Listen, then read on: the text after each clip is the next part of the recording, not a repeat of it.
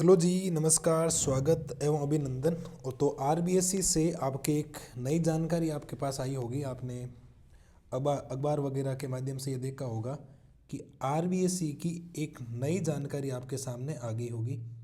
RBSC जो है वो 9वीं से 12वीं तक का, मतलब कक्षा 9 से जो 12 की कक्षाएं हैं उसके कोर्स में आंशिक बदलाव संभव है। आंशिक बदलाव मतलब अभी कोई नहीं है, आपके जैसा एग्जाम वैसे तैयारी जैसे चल रही है आप वैसे ही तैयारी करते रहें, उसमें कोई दिक्कत नहीं। बट अगले साल से चेंज करने का सोच रहे हैं। अगले साल के 2025 और जो 26 का सेशन होगा ना, उसके लिए बातें बताई जा रही है। अभी आपके लिए कोई चेंज नहीं है, आपके लिए क्या है, नो चेंज है।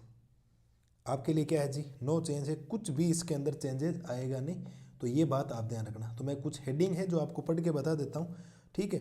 लगभग आपके पास आ गई होगी न्यूज़। राजस्थान में 9वीं से 12वीं तक के प्रचलित पाठ्यक्रम में कुछ बदलाव संभव है।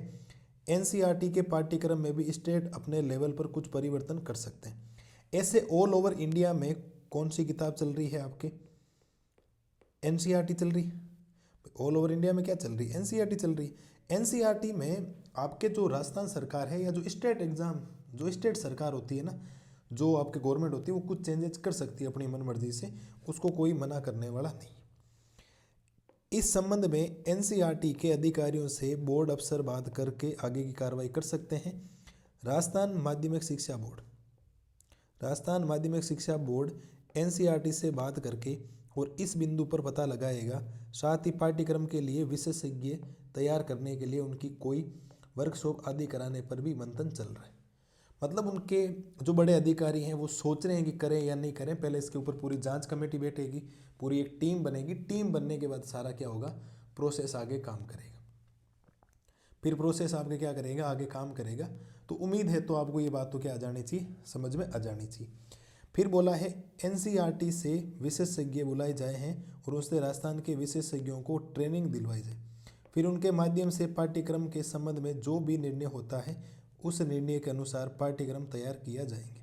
बाद में गठित होने वाली पाठ्यक्रम समिति के माध्यम से इस पर आगे की कार्रवाई की जाएगी।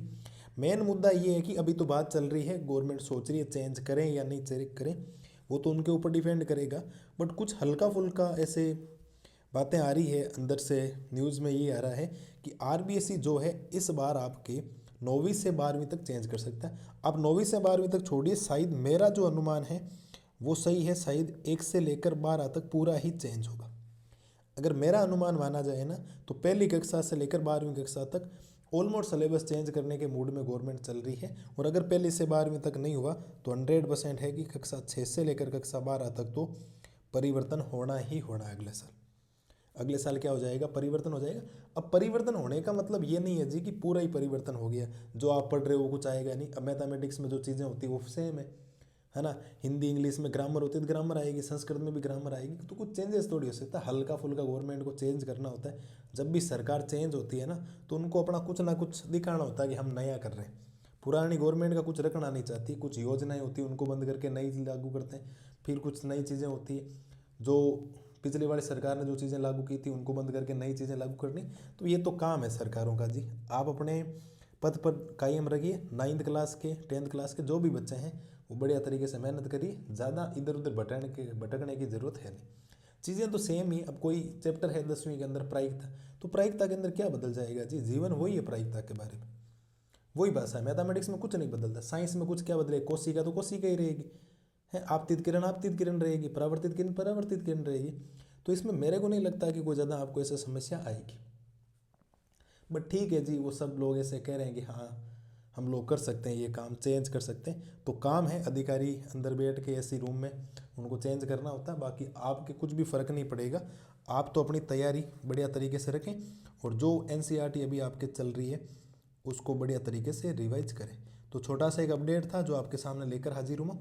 और उम्मीद है कि जो ये चीज़ें आपको बताई गई है बढ़िया पसंद आई होगी और इनके ऊपर आप गौर करिएगा, ठीक है जी। तो अगर जो भी नया अपडेट आएगा आपके सामने उसको लेकर हाजिर होऊंगा। तब तक मस्त रहिए, स्वस्थ रहिए। Thank you, Tata.